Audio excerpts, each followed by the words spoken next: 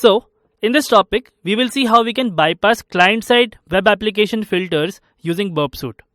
Now, let's break the problem statement down and understand what web application filters are. We all encounter these filters while using the internet. Here are some examples. You must have seen that while entering the email address on a web application, it shows an error if you do not enter the @ sign or if you enter an invalid email address. Entering letters in the phone number field throws an error. Uploading a picture in the PNG format when the required format is JPEG also throws an error. Sometimes the name field says the number of characters cannot be more than 10 and it throws an error if you go beyond 10. The classic I accept the terms button, which cannot be left unchecked. Non-editable fields like the price field when you are buying things from an e-commerce website, which is auto-filled. Some other disabled buttons. These are some examples of web application filters.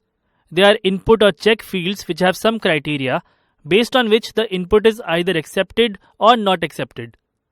Surely you can think of many more. Now, the next question is that how are these filters implemented? So there are two ways of doing it. One method is to verify the input filters on the client side.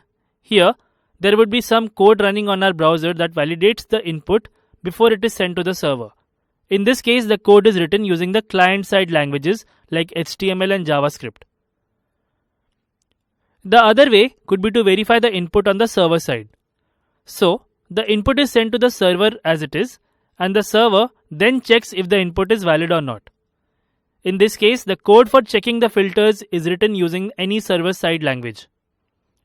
The first is a case of client-side filters, and the second case refers to the server-side filters. Now the next big question is, can we bypass these restrictions? Well, yes, and that is what we are here to learn. So let's briefly look at server-side filters. Here, the input of the user is sent directly to the server, and the server checks if this input is valid or not. So all the checks happen out of our reach, and therefore it is not easy to bypass server-side filters, especially when we don't even know the conditions for these filters. So we will leave these as of now. Now moving on to client-side filters. We know that the client-side filters are implemented and validated before they are sent to the server, and so they are well within reach. This is because our own browser checks the data before it sends it to the server. So it becomes easy to tamper with them, and therefore we as security experts should know how to prevent people from using these flaws. So this is the basic difference between server-side and client-side filters. For users, it seems the same, but now we know the different processes that can go on at the back end.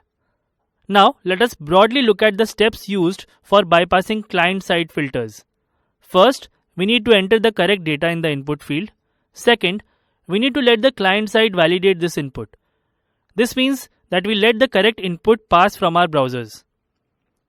Now, after this is done and before this validated data is sent to the server, we need to intercept it. Now we tamper with this data and fill in the invalid details. Next, we send this data to the server side.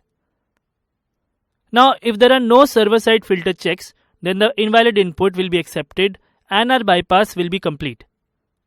Sounds simple, right? But do you know how to intercept and tamper with the input once it has been validated by the client side?